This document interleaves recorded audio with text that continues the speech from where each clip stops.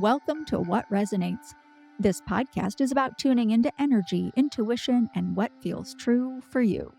Each conversation invites you to notice what sparks curiosity and feels aligned, opening a wider field of possibility for yourself and for humanity.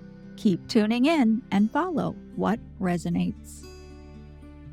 If you've been wanting to strengthen your intuition and trust your inner knowing, and build a clear connection with your higher self, I invite you to join the interest list for the next round of Channel Your Divine Self.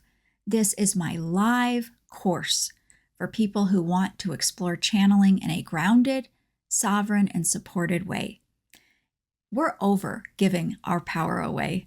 Now let's develop discernment, boundaries, trust, and the ability to recognize what truly resonates for you. The next round opens late summer or early fall, and the interest list is the best place to be notified when doors reopen. You'll find the link in the description. I hope to meet you there. This is a unique conversation with Charlie Goldsmith. You might remember him from the TLC series, The Healer, that documented his energy healing methods and the results that he achieved. It was quite remarkable. He's involved in research today, and he's on a mission.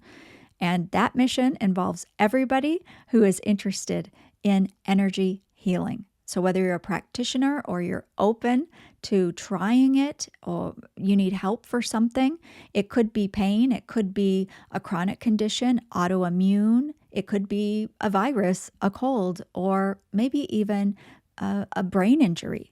That's right.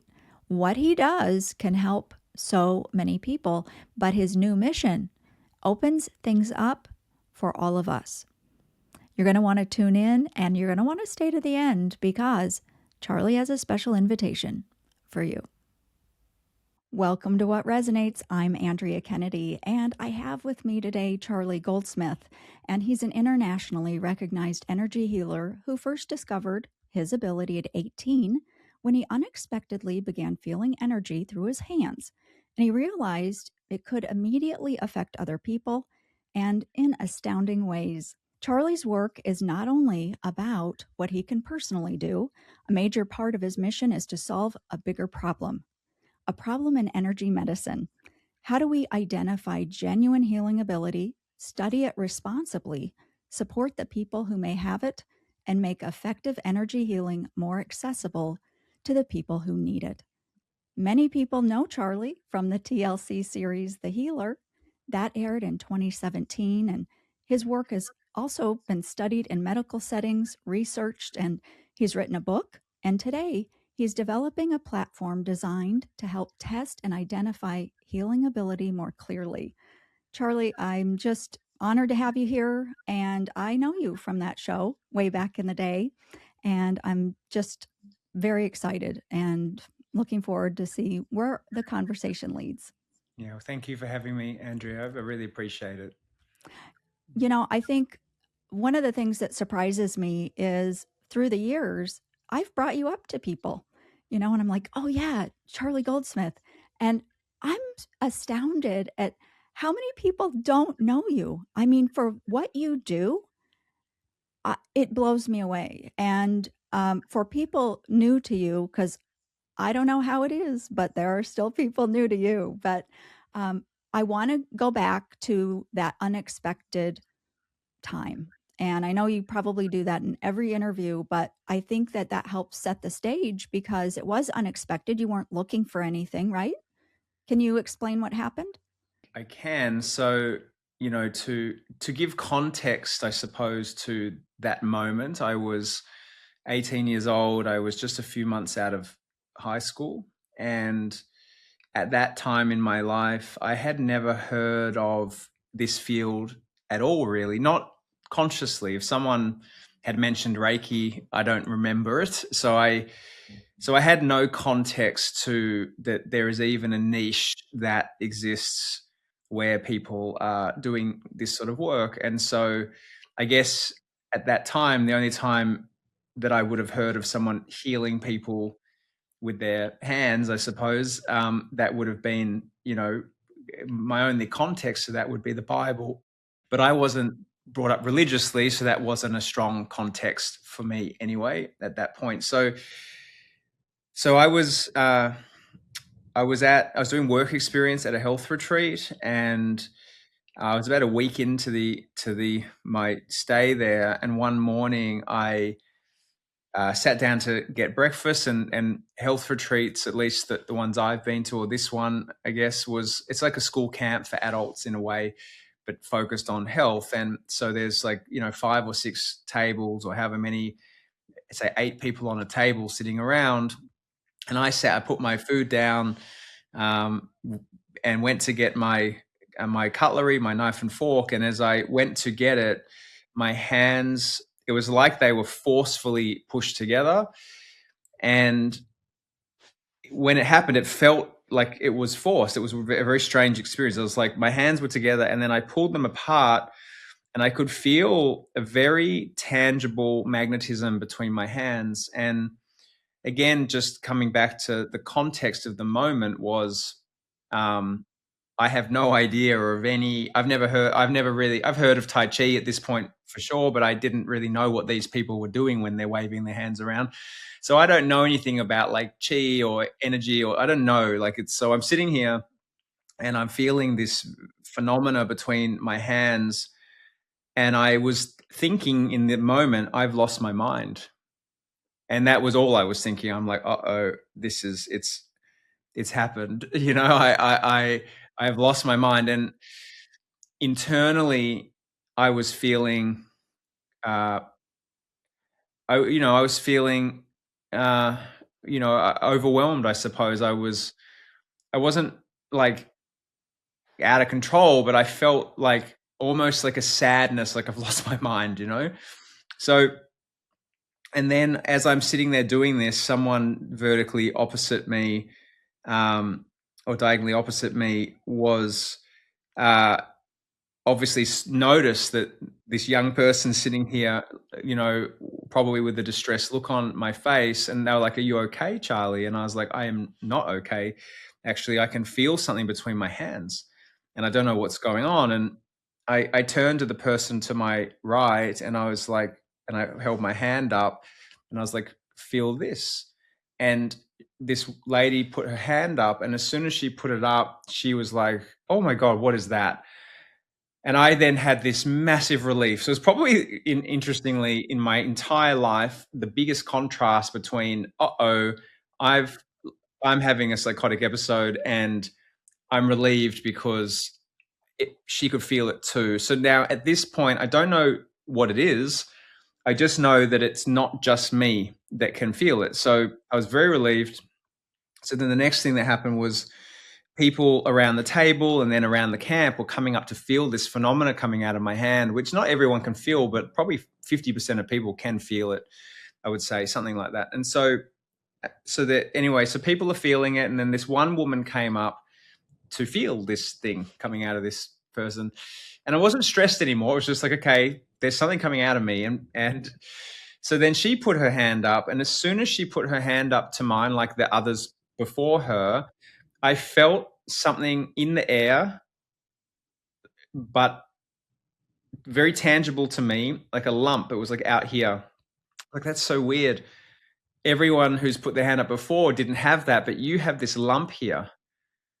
And I go, and I don't know why, but I really want to get rid of it. And I don't know why. Like, I got no idea what's going on. And at this point, I'm not really thinking about it. I'm not distressed now. I'm kind of okay, but I'm just kind of like, I just got to get rid of it. So we ended up sitting down next to a fireplace, and I'm just like using my hands to like smooth this lump out. And as I do, this is getting smaller and smaller. And I about halfway down from the initial size of it, I stopped for just a second, and I looked up, and she was crying, like tears streaming down her face. And I was like, "Oh, whoa, you should have told me it was hurting you. Like, I'm so sorry." So I guess that should give you an idea of how much I didn't know what was going on. So my assumption was it was hurting her. I think the crying didn't help that, obviously, but I was like, "I'm hurting. Like, I'm sorry."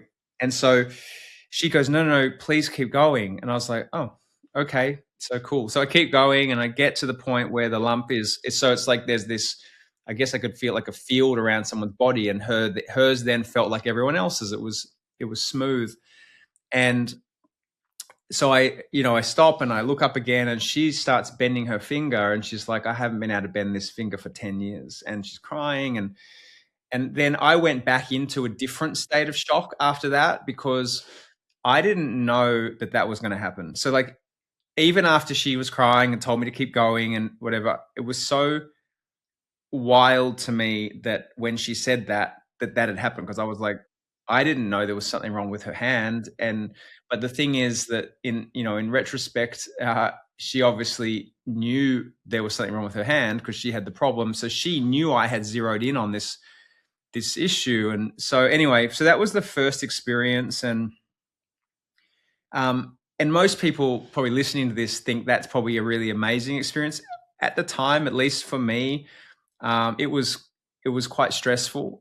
Because I didn't have context to it, and so it was kind of like getting reality's rug pulled from under me. I feel like I was like, what?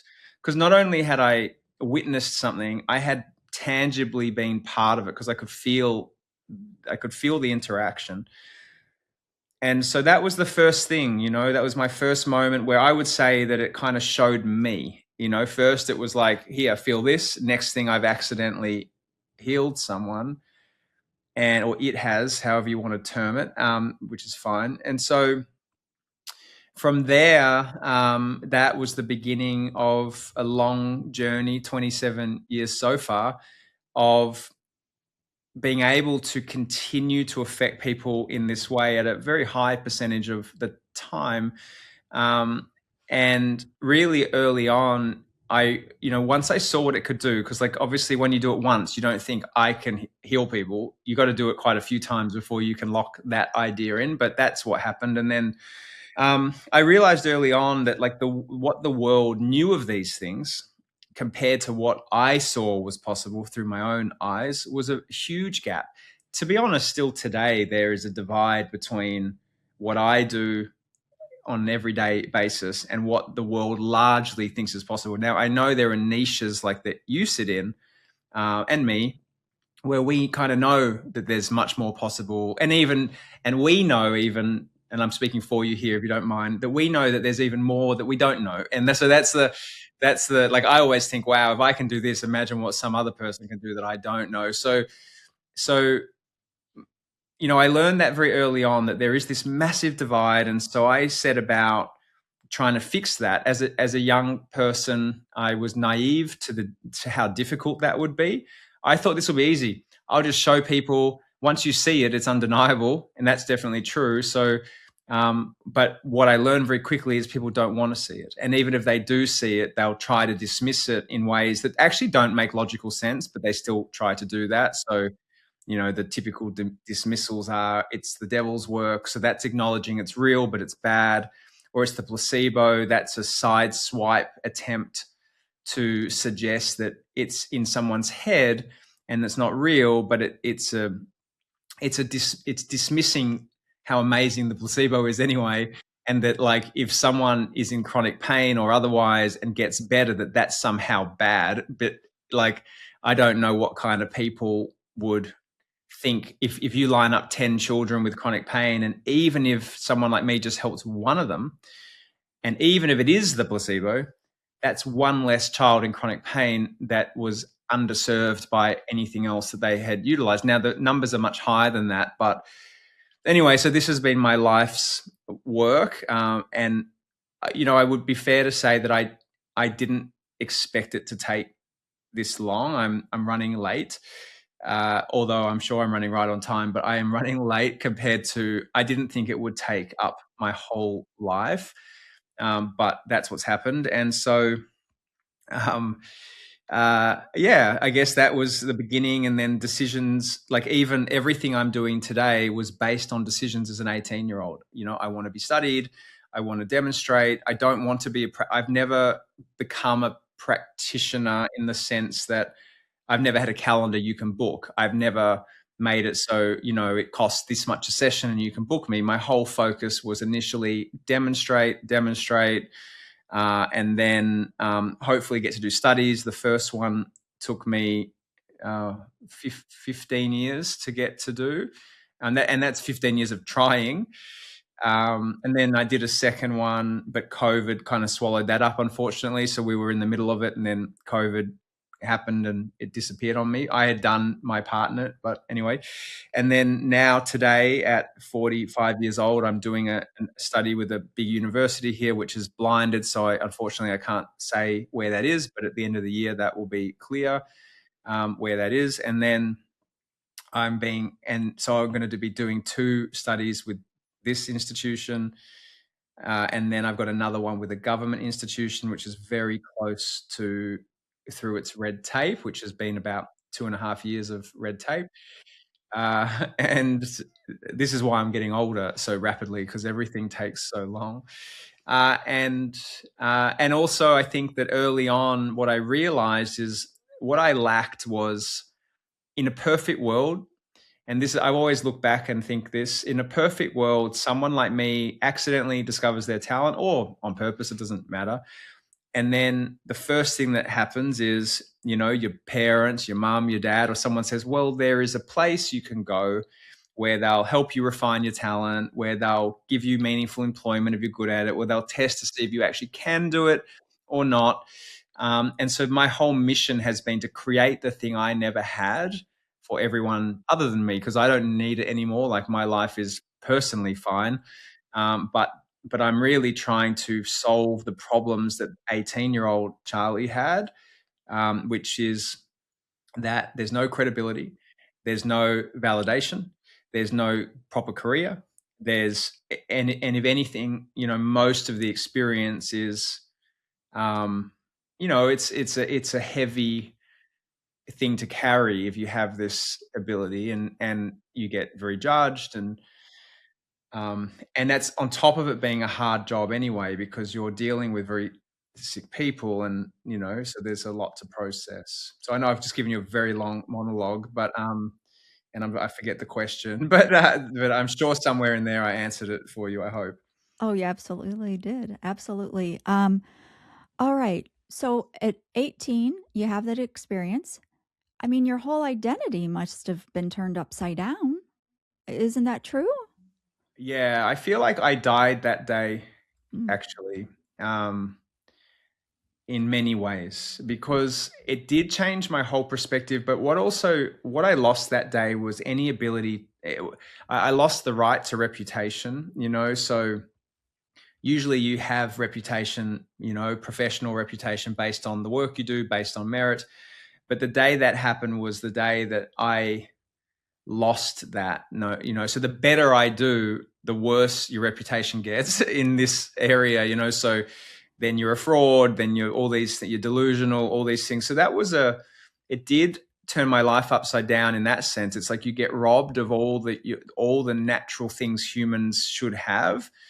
And it was very hard, to be honest. I felt for a long time like this wasn't home for me, like I didn't belong here. It was a very strong feeling through years, because you do kind of feel different, because you're not having an experience that people can relate to. And I think my whole life has been a little bit unusual, and so it took me a long time a lot of personal work and lessons to grow into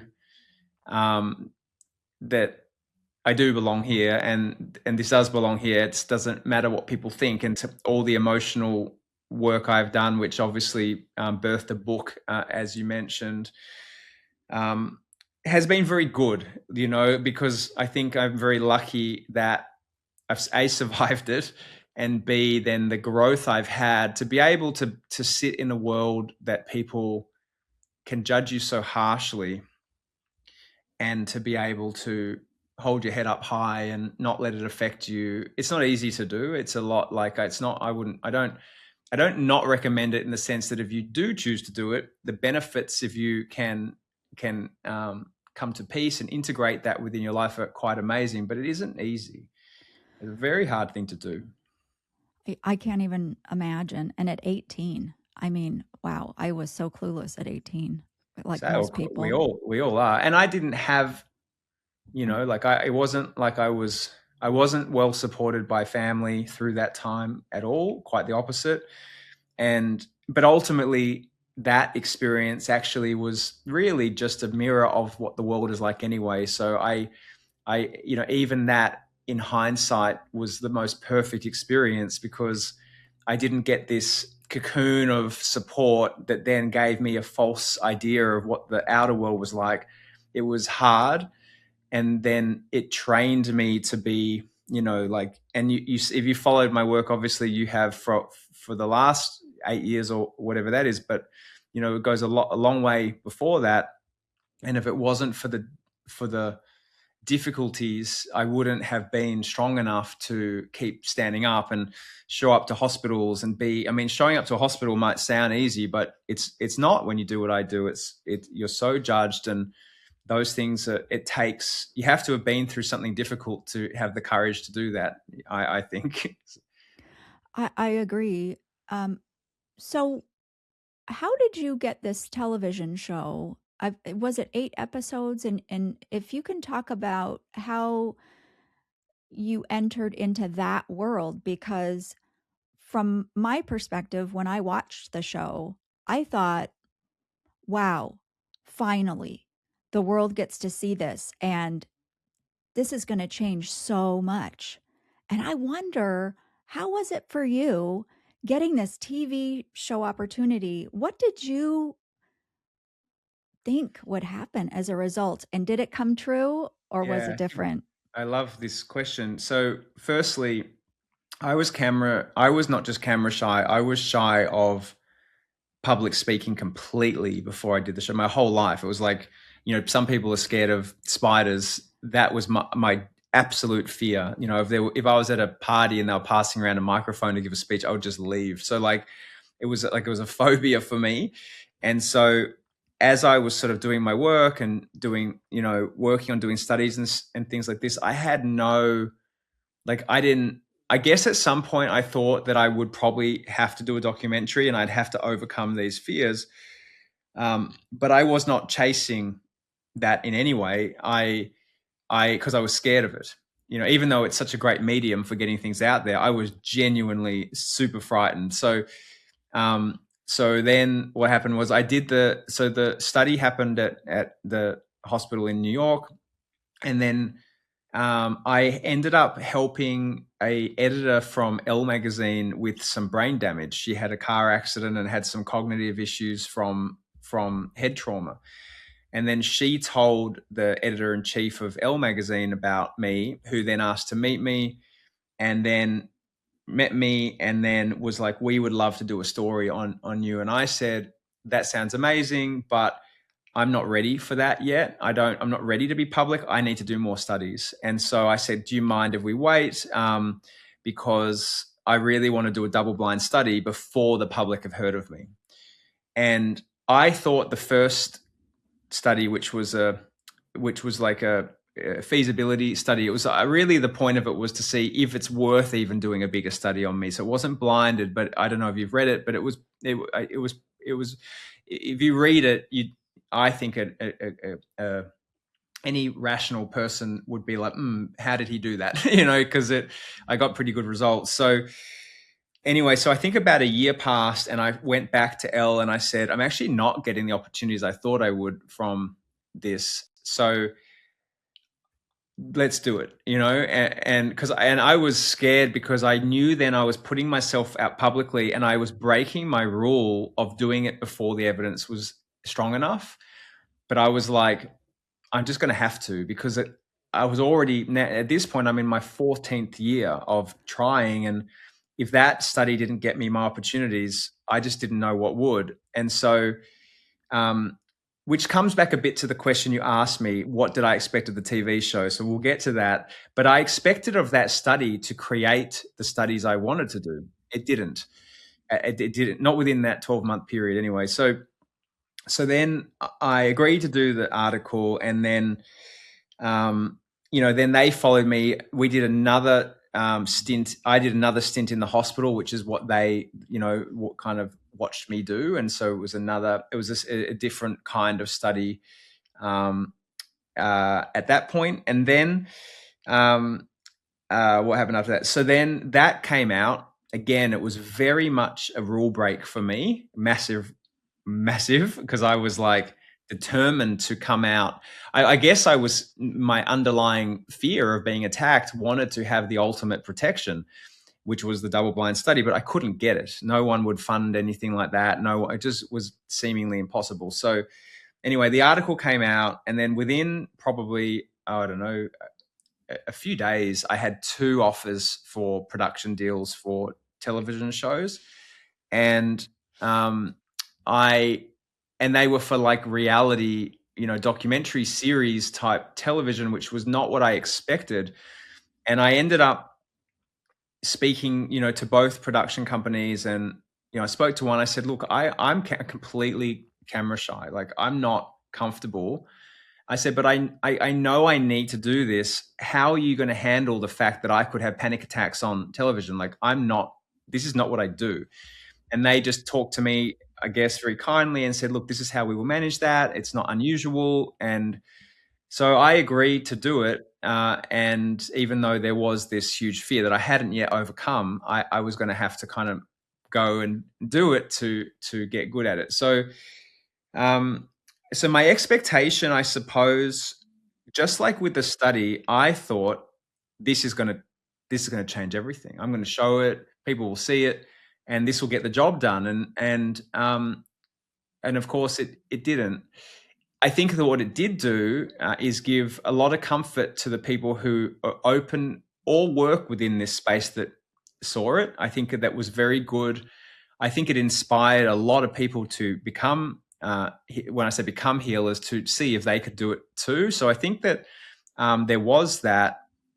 And then, but did it change things in the way I thought it would? No. I sort of learned pretty quickly that for some reason, the media are so closed off to this space. I mean, I could have gone on, some terrible TV show and been a small part in some bad reality dating show, and the media would be more interested in that than me doing this sort of work. And so it was almost kind of, I was like, whoa, this is a really closed off area, and I've got more to do. I thought that would be literally it for me. Like then I'll do my studies and then it's over. And that was a long time ago. So it's taken me since between the show and now now I am doing the studies I always wanted to do. I'm building the platform I always wanted to build.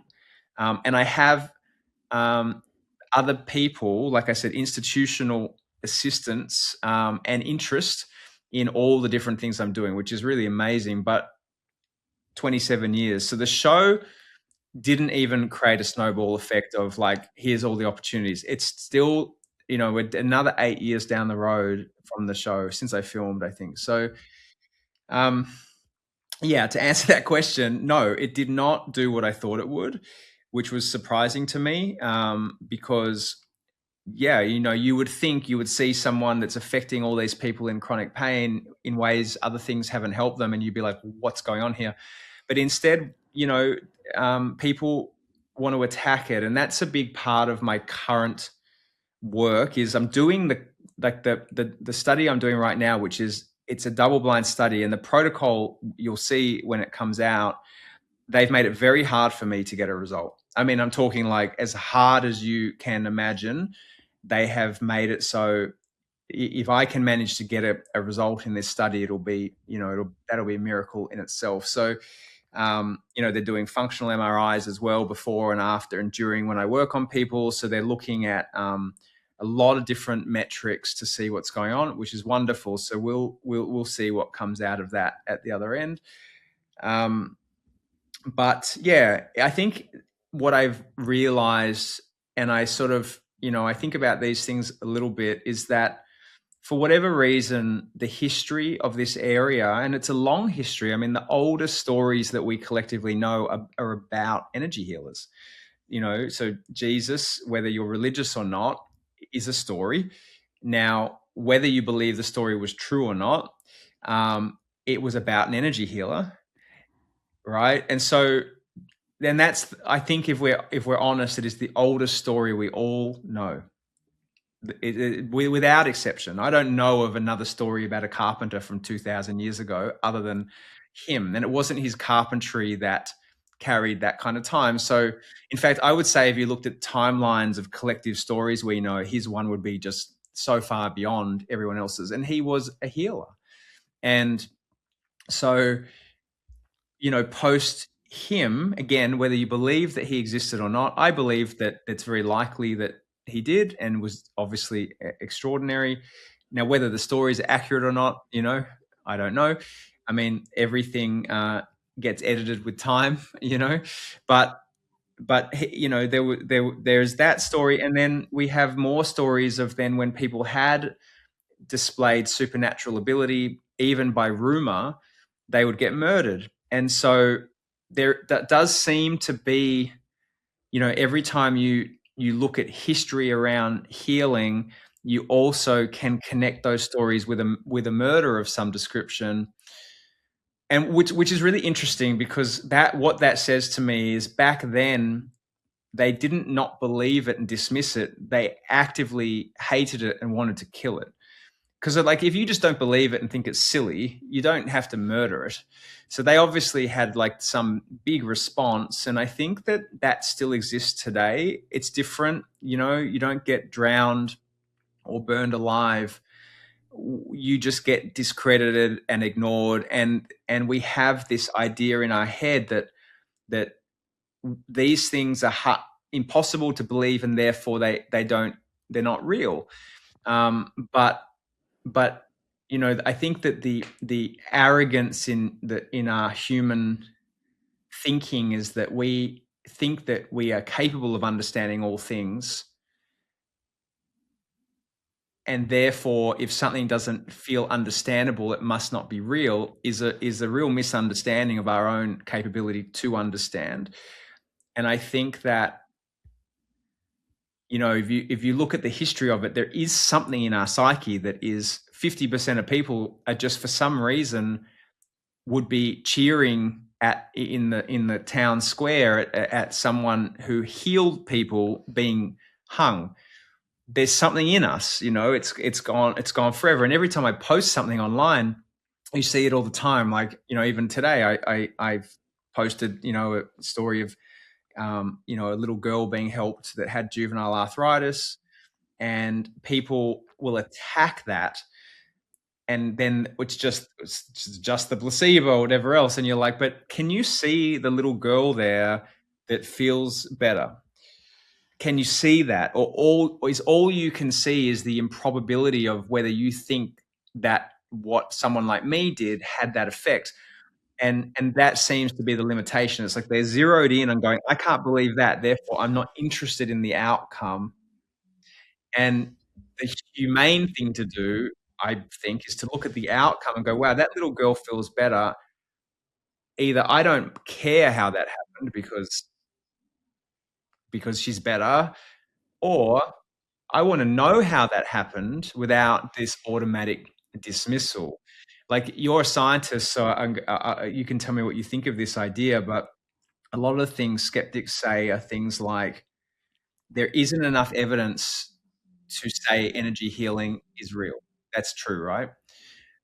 But wouldn't that also suggest there's not enough evidence to say it's not? Absolutely. Right? Yeah. Yeah. You make such a great point. And you mentioned the placebo effect earlier. And how empowering is that? It's amazing. Yeah. I know. So, but they've used it, as this horrible negative, an indictment against it. And it's like, no, let's all have the placebo effect all the time. All the time. Yeah. And see how the world changes. And if certain people invoke placebo more than others, well, why? And now I don't necessarily believe it is just the placebo, although I think every medicine is impacted by placebo anyway. But I also think that what's interesting is the nocebo is the counter to the placebo. It's just as powerful, right? So, but in the negative. So essentially what the skeptic is doing, if they say you have to believe in it for it to work, they're doing the exact same thing. You have to, then the suggestion would have to be you have to not believe in it for it to not work. And that is also magical thinking by their own definition. Right. Yes. And Yeah. it's like so obviously stupid. And the thing is that what I just keep coming back to, which I find strange, is that if you are in chronic pain, and if an interaction between one human and another takes that pain away meaningfully, and it does do that, even if the mechanism is belief, why is that bad? Why is that bad? What if that is the thing? What if the medicine we've been given is, if you believe it and this other human does this, you heal? Okay, well then that's the medicine. And again, I don't necessarily, the reason I'm doing the double blind study is because I don't believe that to be accurate. But even if I'm wrong, does that mean if I'm still affecting 60, 70, 80% of people, typically, the 70 to 80% of people, should I stop? Should I go, oh, they have to believe it, it's just a placebo, I'm going to stop helping people now because of that? I mean, what kind of person would I be to do that? And I just find it the most extraordinary argument that and what they've done as well, and which is, I think, one of the most terrible things, because I'm an advocate for energy healing, obviously, but I've become an advocate for placebo as well, because what I realized is that even I was in competition with placebo for my whole career. Like, I have to beat the placebo. I have to prove I'm not a placebo. And now, whilst I still want to do what I have to do to see, like, what is this?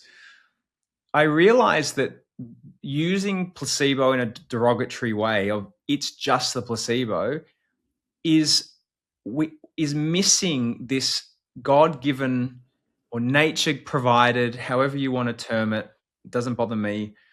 We have an internal medical system that can almost replicate any medicine. Most painkillers, especially new ones, will not outdo it in a double-blind study. So it's very powerful. And we are dismissing it, our own, like, so in some ways, skeptics are rubbing out energy healing, and they've done that forever. But they're also, the languaging has made it so we don't celebrate our body's capability to heal, and it should be celebrated. And with that, anything that invokes it at a high level should be utilized, especially where it lacks side effect. So energy healing, no side effects. Homeopathy, no side effects. So if homeopathy can't beat the placebo because maybe it trains the body's internal medical system to do what it does, but it still has an outcome that's positive for people who need a positive outcome, why is that bad? Why is it bad if 3 people benefit out of 10 from something that's safe versus something that affects 6 people out of 10 and it's got side effects coming out of its ears? So that's why more recently I've become an advocate, and I will probably spend the rest of my career advocating for placebo and my area, because I think that if you think about it, placebo is the internal medical system. And then I think what people like I do is another human interaction, but it's coming from human to human, but essentially they're in the same family, aren't they? And so whether you argue that what I do is the placebo, okay, great. So people come to me and they feel better very quickly. And these are people who have tried everything else. So for some reason, right down the line, I'm invoking a placebo response. So what is that about me? I don't know. So but it's still amazing. Yes. And so, yeah, it's interesting. I think I've spent a lot of time lately, particularly thinking about the way they dismiss energy healing is actually, if you think about it, it's actually not that smart. because everything they Yes. do, you can just flip on them and go, well, if there hasn't been a good enough study to prove it's true, show me the one that show me the good enough study by your standards that shows you it's not real. And they can't because it's never happened. Yes. I know. This is a really cool conversation because we don't talk like this much. So thanks for bringing that out, into the open and flipping that script and having everybody look at it from that other way. Yeah. Well, why? I mean, my question to a skeptic is, if I could interview a skeptic from, the 1500s, like, why do you want to kill these people? So, like, what is that? So you hear a story that there's someone, helping people, trying to help people, or helping people through, either back then it could have been mixing some herbs, to be honest, but through, let's say, energy healing, just for fun. Why do you want to kill them?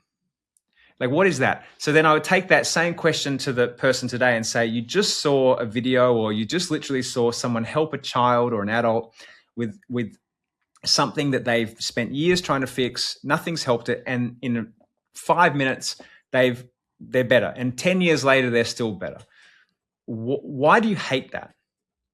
Like, forget what you think happened, whether they believed it, what doesn't matter. But why do you hate it? Like, answer me that. Not what you think is true or not. Why do you hate it? And that's no one asks that. Like, what is wrong with you that you should hate something that's good, dismiss it with no experience, dismiss it without the evidence that you scream for? So what they're suggesting to me is I automatically hate something. I don't need evidence to not believe it, even though for some reason, throughout the entire human history, there is story after story after story of this stuff. The biggest religion in the world is based on it. The today's date is based on an energy healer that we all share. There are stories all the time, so, like, what is the reason to automatically dismiss it? Have you ever been to a healer? No. Is there a scientific paper you can point to that definitively shows it is not real, based on the same science you require the other way? Is there? There isn't. So then if then we're saying that if you can't answer those things, then you're just believing something, and that's not very scientific. Yeah. My mic drop right there. Yeah. Wow. So we haven't even started talking about what you help people with. Now, you've mentioned pain, and a lot of people, I think, know you about that, but you mentioned the brain injury of that person that you helped, before the show. And so for people to quickly hear what it is that you do, what you help people with, how do you describe it? It's very hard for me to answer that as well as I would like to. And the reason is because it seems to do such a broad variety of things. So the other day, as an example, someone who I know was in hospital with with pneumonia and some really bad, what was it in their bleed, coughing up blood, bleeding in their lungs. They were in trouble in the ICU in a hospital nearby. And I worked on and having a lot of trouble breathing. They're on oxygen, but they were having trouble even having their oxygen levels at decent levels. And I worked on this person, and within minutes, normal. My own son the other night had a fever. I don't know what he had, but he had a fever, and temperature was, I forget, 90. Would it be 97.7 or something? And I worked on him, and 30 seconds later, the fever drops back, degree and a bit, So it's very good it can be very good in acute crisis like that, infections, viruses, things like that. The reason that people don't know of that about my work is because pain is the best demonstrator for instant change that you can see on television. It's very hard to there's a lot of conditions that are hard to be like, okay, well, let's film this for a TV show next week, or even a study. And so the reason that people know me for pain is you can see the difference in people through they suddenly can lift their arm, or they can walk, or even their own reactions. So that's why I do that, but it does lots of things. So yeah, it can do certain kinds of brain damage. I find head trauma ones it can be quite good at, whereas like loss of oxygen ones I haven't been able to do. It doesn't mean someone else couldn't, but the couple of times I've tried that, allergies, like really bad allergies, it's very good with. What else? Charlie, what about something like eyesight? Because that's pretty immediate for a person, to Yeah, report I on. haven't. I don't think that I have seen. I actually worked on a doctor 2 days ago he's been waking up with pain in his eye, and his eyesight was blurry in the mornings, and he just messaged me today to say it was a lot better. So I need to ask him if that improved his vision, but that was for not the same reasons as like eyesight decline. I haven't seen, and I'm trying to even think of how many people I've worked on for eyesight. It's really not been a big thing for me. I might have tried it once or twice, and I haven't seen that be something that's been affected. But if I focused on it, that would answer that. And I think the thing is, like, I sort of, as I've gone through this, because I've been really all about demonstration, it has tunneled me into a lot of conditions that have chronic pain as a symptom, which is really most medical conditions, not all, but it's a lot. So that's the sort of areas I know best. I've been, and because I'm not a practitioner in the typical sense where people are booking me and they're coming, that would probably give me a more variety of things to work on. But I don't do that. You can't book me, so I choose my cases, and it's so it's very tunneled towards chronic pain and symptoms that can change at the time. So it's very good. Autoimmune conditions are a very strong area for me. Pretty much anything with chronic pain as a symptom. I helped someone with alopecia once with a pretty good outcome. It's just so broad. I mean, if you look even at the hospital, the what's it called? Oh, the Lutheran Hospital. That's right. You can actually see those cases were a pretty wide variety of things I worked on. It's actually the easiest thing for me to point people to. But I would say that, like, the way that it really works is that it kind of does, I don't know, it's like so many things, but it doesn't help everyone. So it's like if you gave me 10 people with the same problem and it was the kind of problem it does well, I'm still going to only probably help 7 or 8 of them meaningfully.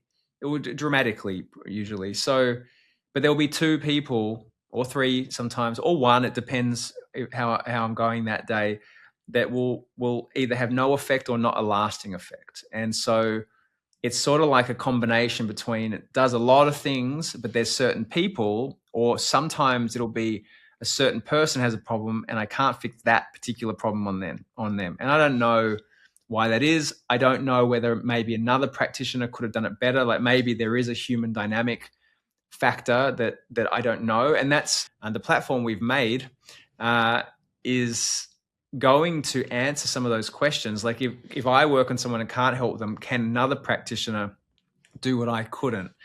Or is my 80% the same as someone else's 80%? Do you know what I mean? So we're going to be able to answer questions that really have never been answered before.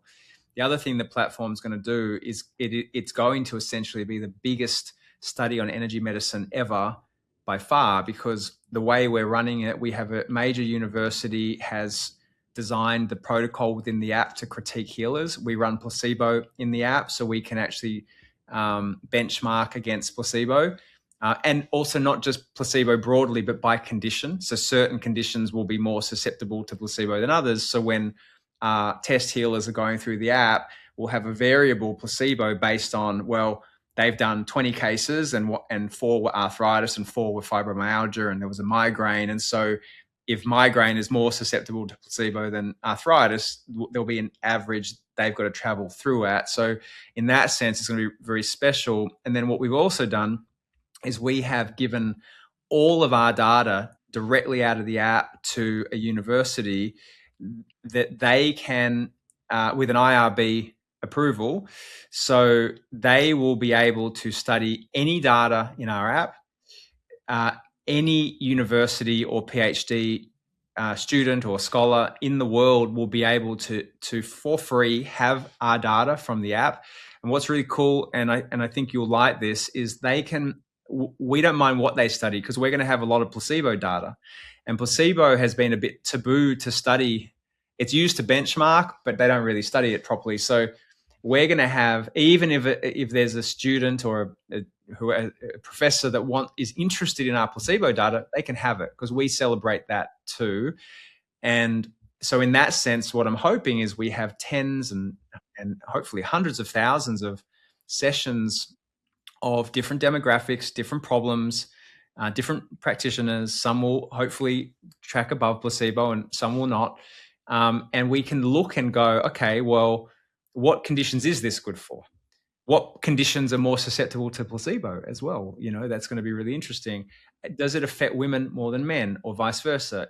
Does it affect children more than adults? Does it affect Indian people more than Brazilian people? Like, there's going to be so much interesting data that we'll have that is really, at the moment, there is no mass data on energy healing. And the way we're running it, it's run like a study. It's blinded. The practitioner does not talk to the patient directly. So there is a AI interface that allows them to communicate, but with control. So I can't ask you something inappropriate. I can't swear. I can't take my clothes off. Like, it's very protected. And so it creates this consistency, which is the same way that I'm being studied now. I don't have direct contact with the participant. So we're going to have this extraordinary data set that is completely free to access to science, to hopefully learn why has this medicine survived for thousands of years despite every effort to kill it. Murder, discrediting, it's just a placebo, the science isn't good enough, fraud, devil's work, like every effort to kill it, and yet it's still here. You can't kill it because it's a human capability. So you could kill everyone that does this today, and a new one will be born tomorrow. So that's why it hasn't been successfully killed. But now we need to find out, well, what is it? Is it the placebo? And if it is, do you care?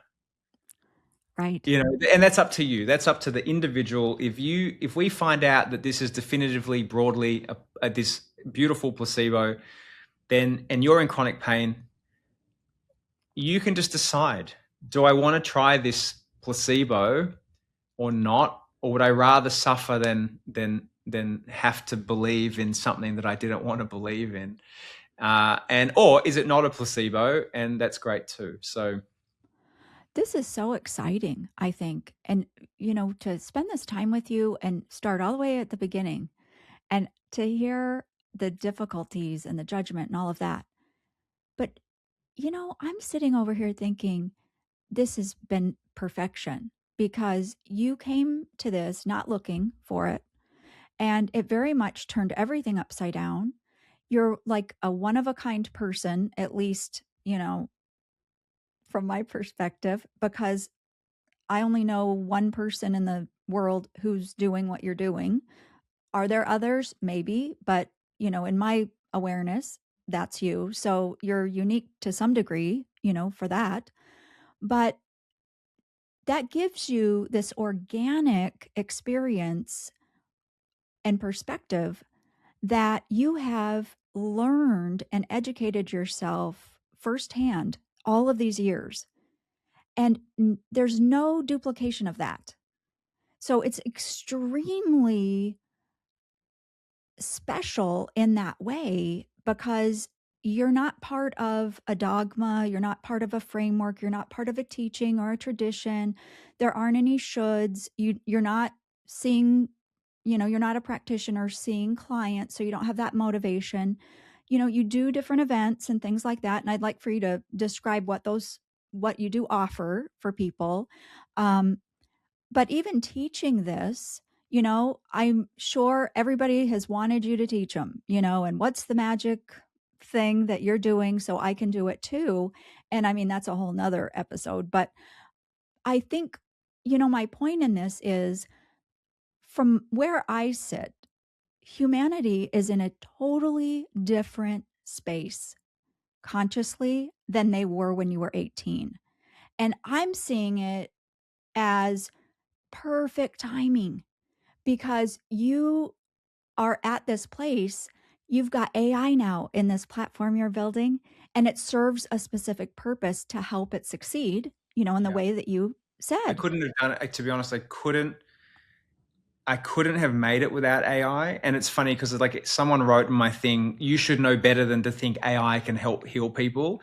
And I said, I didn't respond to it, but I will now. AI has actually enabled it. And the reason is because if we go and test hundreds and hundreds of people who believe they can heal people, but they're not practitioners, they're not trained, they're not licensed, they're not insured, they're not, and then you put them face to face with strangers in chronic pain, there's a massive risk of one person ruining it for everyone. And because it's an interaction that is it's tough for people who have been doing it for a long time. And so AI has also made it so we can take the bias out of the interaction. And so in order to convince the world that this is real, we need to make it safe. We need to take away the bias. We need to let the talent speak and not the individual. And so AI made that possible. And so it's interesting because I wanted to build this platform years and years ago, but I couldn't work out how to do it safely. And when AI became what we see today, so about 2 years ago is when I realized I thought I can do this now.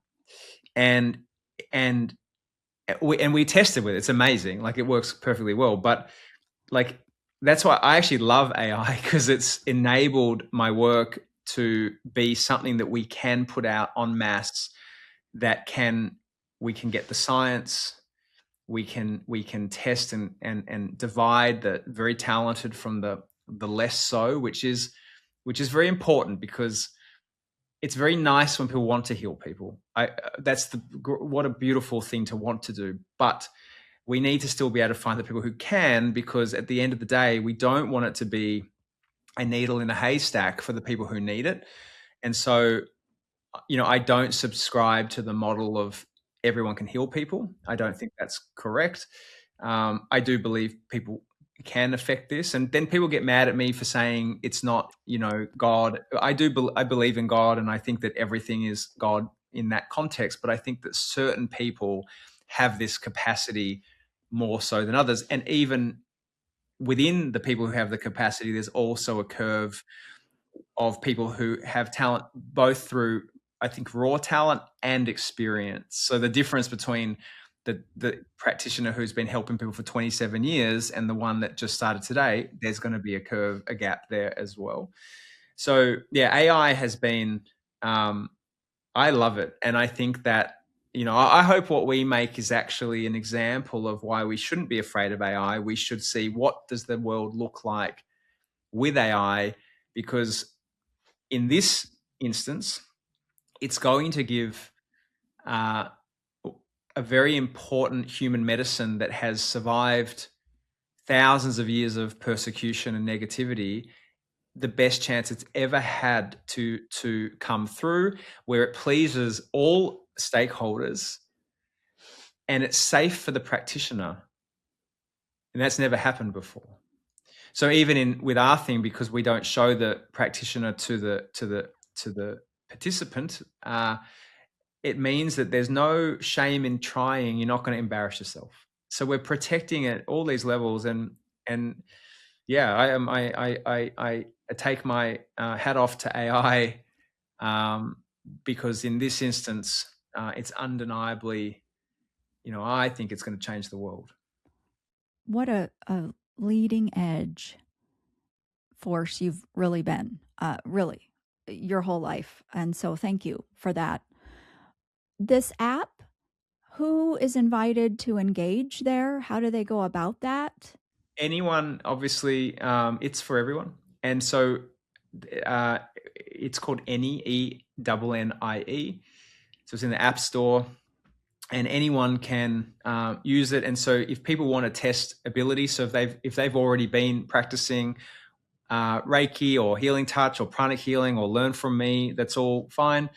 They can test and they will get to do it anonymously. It's free, so they don't have to pay anything. And we will test them over probably roughly 20 cases. It depends a little bit on how they're doing across the 20. So we need them to beat the placebo benchmarks. And but what could happen is they could beat placebo for certain conditions and not others, and then they'll get qualified as a specialist. So that's kind of cool too. And then but again, there's no cost and there's no public shaming. If they can't do it, no one will know. So which is wonderful.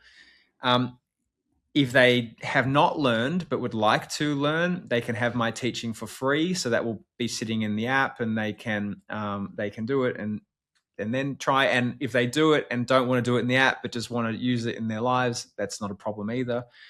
And then in terms of for users of the app, what I've done is I've made it so it's affordable to all people. And so when you go and look in the app, you'll see how I've done that. But we've essentially got it's free to test healers. So you can come in anytime. And if you need to have symptoms. So we need to be working with something where you can test a healer reliably. Otherwise, the system breaks down. But essentially, if you have arthritis, for example, you can come in. You can test healers for free. And yes, you're going to have to probably do a few sessions to find a healer because they're not all going to be good at it. But it's free.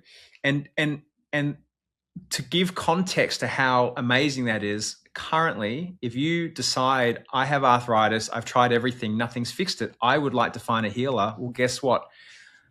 You've got to look them up online, get recommendations. Well, you are testing them, but you're paying.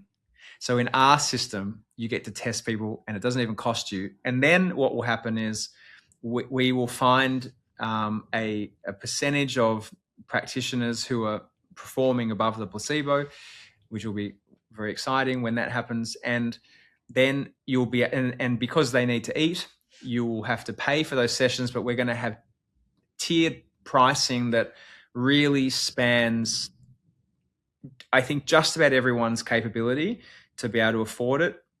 And they'll all have the opportunity to get the best practitioners in the world. So my whole thing, and you followed my career, so you may have noticed, is I try fairly successfully to make my work affordable to all people, because I've watched people in my industry get popular and become unaffordable. And I not in my space. I don't know that there's anyone publicly like me out there that I know of, at least. But normally the typical path would be get popular. Now it costs $10,000 to see me, and I didn't do that. So I've maintained that I don't charge people when I work on them. It's still free today. But when I teach, I either do it very cheaply because I got to eat too, or we often we offer it for free. People can apply, and then when I do group. We call them energy meditations now, but essentially it's me working on a group of people, and some people pay $1 for it, and some people pay more. It's up to them. So, and that's my philosophy, is that just because something's valuable doesn't mean you should make it only affordable to some.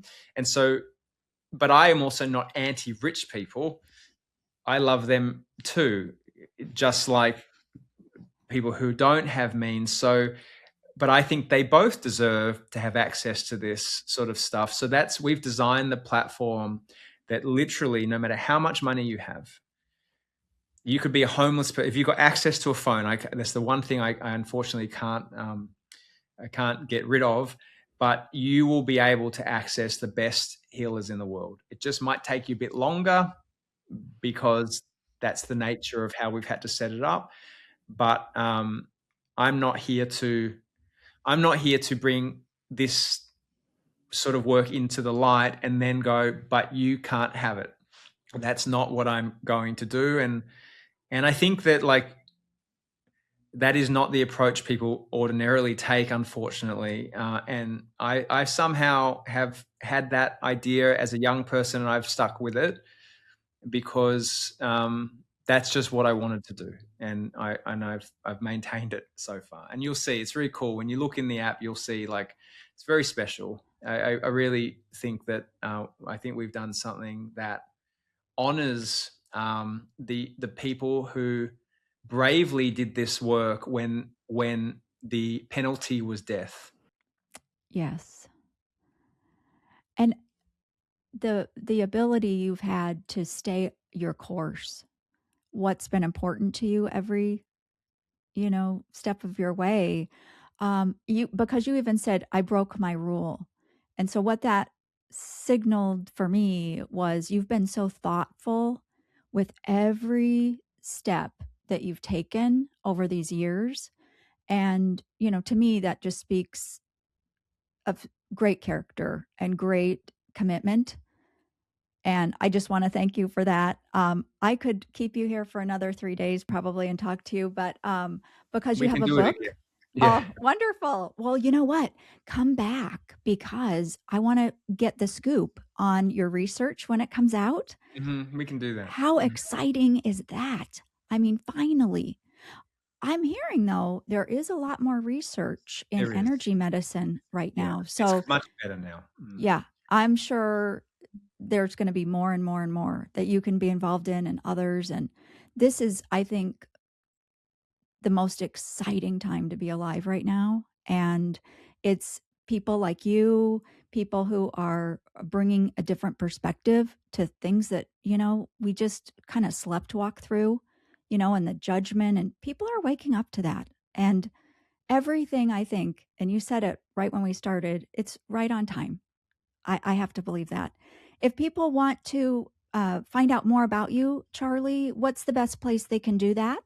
The best place broadly would be my website, charliegoldsmith.com. Tends to have most of the things I'm up to, and then social media, Instagram, Facebook, and the others.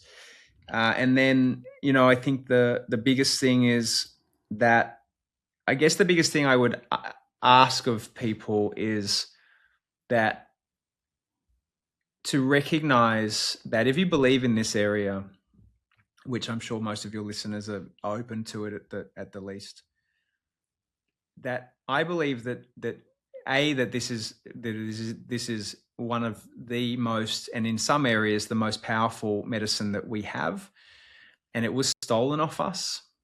And there are people out there like me and others that have been fighting to bring this back for everyone, but you need to be part of it too. It was stolen from you, and so we can't just rely on people like me to be doing all this work. It's going to take a collective effort to bring this medicine that it belongs to us.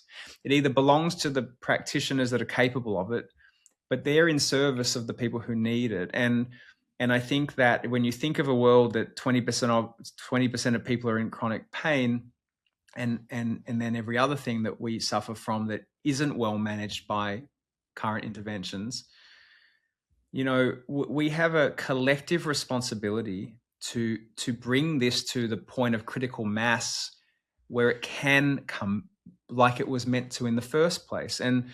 But I can't do it on my own. You can't do it on your own just by sharing it with your audience. Your audience needs to realize that they play a part in this. And so, in my case, I hope people try the app and help us test healers so we can find the right ones. I want them to help us do that. Like I said, it is free, but we need to do it for two reasons: because we want them to get better, but we also want to find these people so when someone really needs it, the child with arthritis or whoever else, we can quickly find the healers. Now, that is the job of your listener. I can't test the healers. I can create the platform that they can do it. But if they just think, great, this is all happening, but I don't have anything to do, they're wrong. They need to be sharing the positive things on their social media. They need to be trying out like platforms like mine and anything else that is equivalent, which there isn't, but if there was, they need to play their part, and because it's so important. And that's, what I've seen over the years is there hasn't been a lot of that. And that's sad to me, because if that doesn't happen, everything I have done and the others, as you mentioned, there's other science happening and there's other people doing things. If the people who believe or are open to this don't do their bit, we're gonna spend another 2,000 years without this medicine, and I think that's really sad, because the skeptics have mobilized. They work as a team. That's a great point. Yeah. That's all right, because I have to tell you, we have quite a community. So your call to action, I'll definitely be sharing that with anybody who'll listen to me for sure. Yeah, we've got you. We've got you. And it's a collective effort, but I'm telling you, humanity's changing, and we're tired of waiting for permission that we should never have to have waited on this whole time. So thank you. No, thank you for having me. I appreciate it. Yeah. Thank you for tuning in. Keep trusting your truth, keep listening to your inner wisdom, and keep following what resonates. To sign up for the newsletter, leave a review, or connect, visit whatresonatspodcast.com. You'll also find everything linked in the show notes.